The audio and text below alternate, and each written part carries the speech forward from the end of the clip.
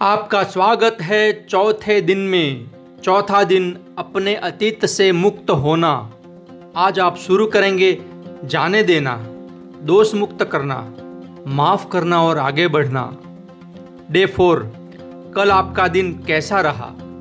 क्या आपको लगता है कि आप अपने अतीत के कुछ दर्द मन से निकालकर अपनी सेल्फ टॉक को सकारात्मक दिशा में ले जाना सीख रहे हैं? मुझे आप पर बहुत गर्व हो रहा है कि आप स्वयं से इतना प्रेम करते हैं कि प्रतिदिन यह अभ्यास कर रहे हैं और अपने मिरर वर्क का उपयोग अपने दिमाग में चल रहे पुराने कार्यक्रमों को बदलने के लिए कर रहे हैं।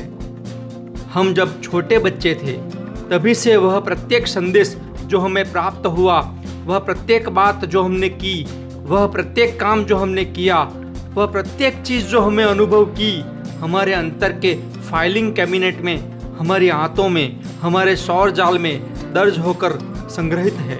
मुझे यह कल्पना करना अच्छा लगता है कि हमारे अंदर छोटे छोटे संदेशवाहक हैं और हमारे सभी विचार और अनुभव टैपों में रिकॉर्ड होते हैं, जिन्हें ये संदेशवाहक उचित फाइलों में लगा देते हैं।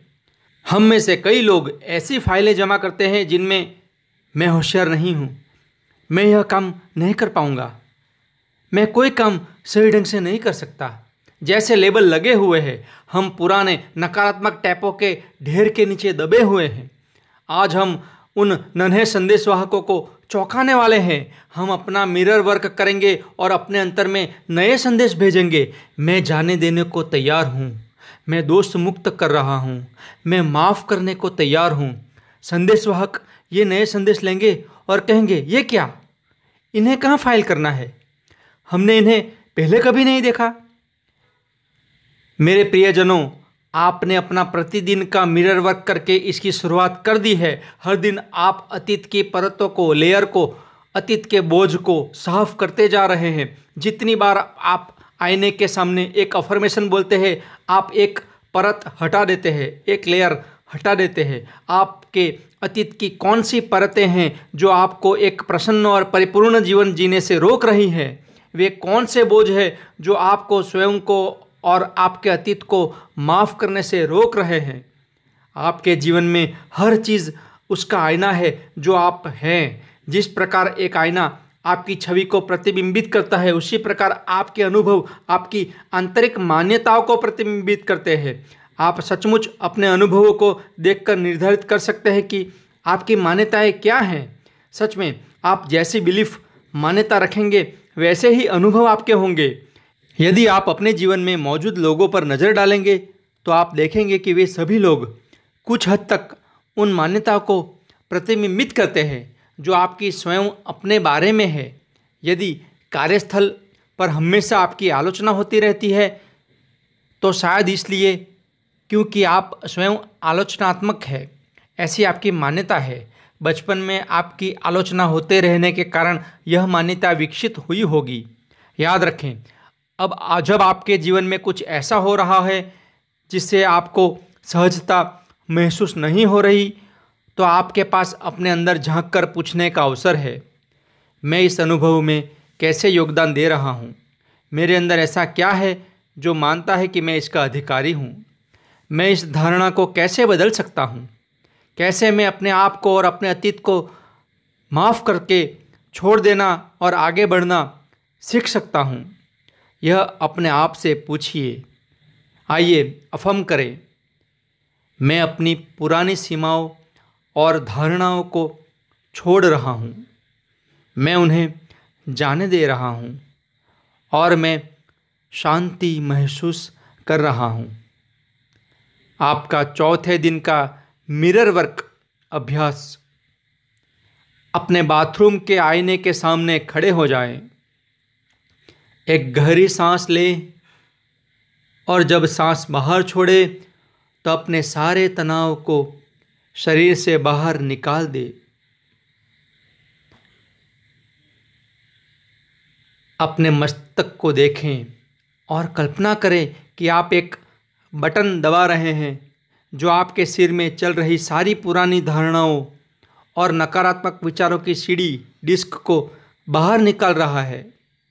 उस पर हाथ रखें और कल्पना करें कि आप अपने सिर से उस रिकॉर्डिंग को बाहर निकालकर दूर फेंक रहे हैं।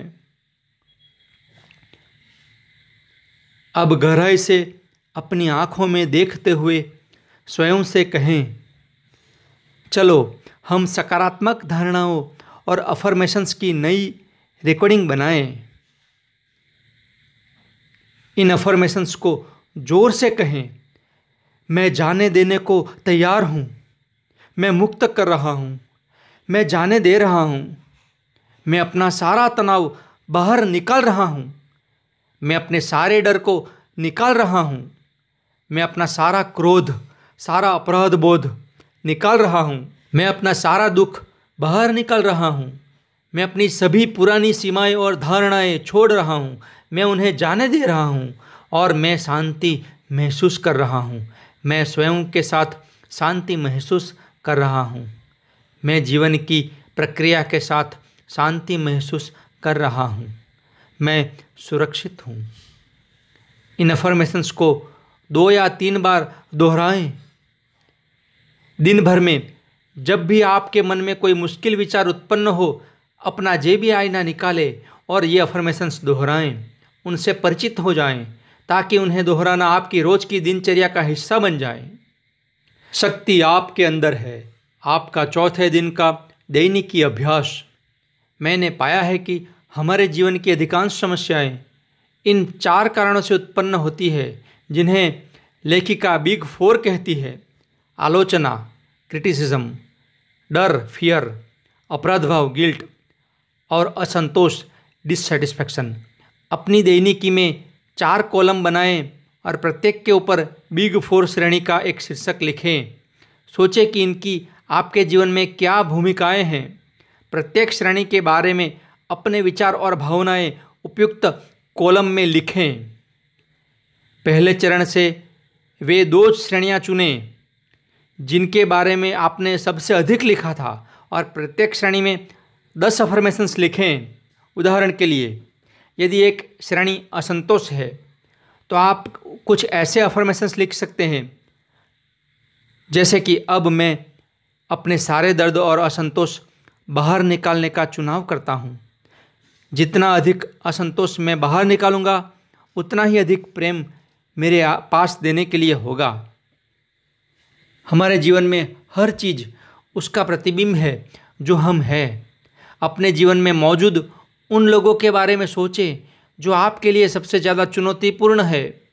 उनकी कौन सी खूबियाँ आपको सबसे ज़्यादा परेशान करती है, उन्हें लिख लें। तीसरे चरण में लिखी हुई खूबियों पर नज़र डालें। अब यह लिखें कि कैसे इनमें से प्रत्येक खूबी एक ऐसी धारणा को प्रतिबिंबित करती है जो आपकी स्वयं के बारे में है। आप शायद यह भी लिखना चाहेंगे कि आज के अभ्यास के दौरान आपने अपने बारे में क्या सीखा। चौथे दिन के लिए आपका हर्ट थॉट, मैं जाने दे सकता हूँ। हम आदतें और पैटर्न इसलिए बनाते हैं क्योंकि वे किसी न किसी रूप में हमारे काम आते हैं।